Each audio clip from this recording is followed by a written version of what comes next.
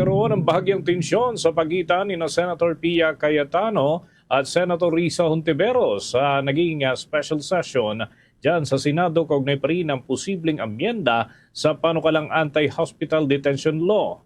Nauna nang sinabi ni Hontiveros na bukas siya sa paglalagay ng mga pagbabago o amendments para sa naturang panukala upang mapabilis ang pagsusulong nito.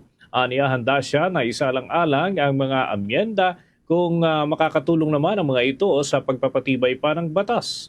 Narito naging bahagi ng pahayag ni Senator Pia Cayetano at Senator Risa Hontiveros. Her Honor put on record that no amendments were submitted. None may have been submitted, but our name is on the list to propound amendments. So thank you to the Majority Floor Leader who was gracious enough to allow us to still propose our amendments.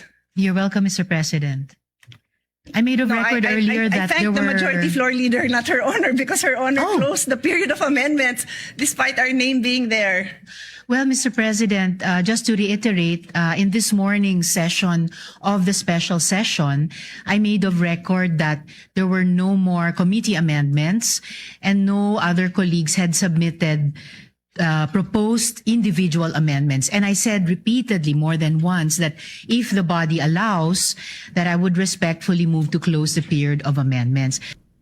Bagian ng sagutan ni Senator Pia Cayetano at Senator Risa Hontiveros kaugnay ng ilang amendments sa panukalang batas. Gayunman, iginit ni Cayetano na mismong si Hontiveros ang nagsara ng period of amendments kaya kini-question niya ang naging pahayag ng kapwa senador. Narito pang patuloy na mga palitan ng pahayag ng dalawang mambabatas.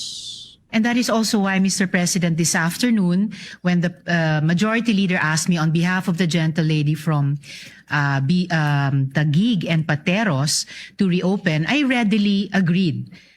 Because my interest, like any other member of the chamber, is to move our bills forward.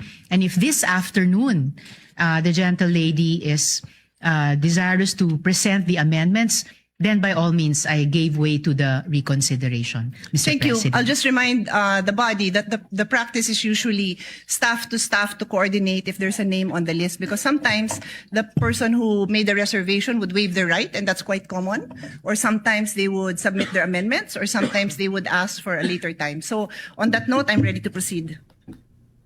Yan pa rin mga kabombo ang naging takbo ng balitaktakan dyan sa plenaryo ng Senado sa kanilang special session. Nangyari nga ang palitan na yan matapos naman na magsimula ang special session ng Senado kung saan ay hindi dumalo sa unang bahagi ang ilang senador mula naman sa panig nitong si Senator Alan Peter Cayetano, kabilang na ang kanyang kapatid na si Senator Pia Cayetano.